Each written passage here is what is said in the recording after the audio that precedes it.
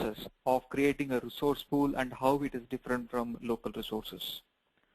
So the first step in terms of sharing resources across multiple projects is to create a resource pool. Remember, resource pool is only a term which we use, but Microsoft project does not have an option where you create a resource pool project. So the first step is you create a blank project the same way you have been doing. Once we have created a blank project, you go to the resource sheet where you add the resource details. So the first two steps are quite similar to the way we have been doing in a single project. The third step is where you ideally need to follow some standard of naming this file. Generally, the accepted standard is have the resource pool file name as something project name or organization name hyphen resource pool.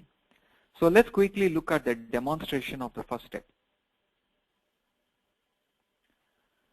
So I have opened project 2010, so I'm just going to create a blank project first.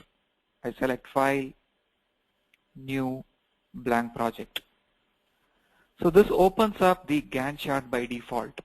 Remember, we are about to create a resource pool, so I'm not interested in having task related information in the resource pool file. So I go to the View tab and I select my resource sheet button. On my resource sheet, I just add all the resources what I want and what their type is. I also provide their standard rate, overtime rate, as well as the base calendar specific information. So I have a completed file, so let me open that file first. So in this file, if you look at it, I have added a few resource names. I have some types for them. I have said that they are available full-time and their cost information and their calendar is provided.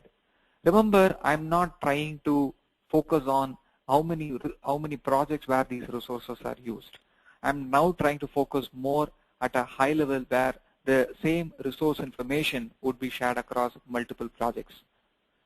Once you have configured the resource information, make sure that the name of the file is resource pool or something quite similar so that you don't get confused in the second step.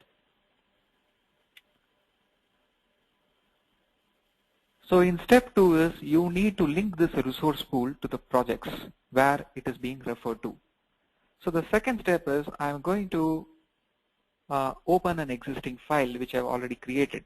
The point is you should not be closing the resource pool when you open the other file, because project expects that the resource pool should be in read-write mode or it should be opened when you are trying to link the resource pool with the other projects. So I'm not going to close this file, rather I just select file and I'm trying to open the project where these resources will be referred to. So let's assume that we have two projects. One is called feasibility study project and the second project is implementation project.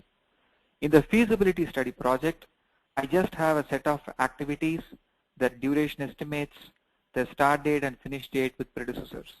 Please remember I have not assigned any resources to these activities because the resource information is in a separate file or in a resource pool. So traditionally you'll go to the view resource sheet and this is where you add your resource information.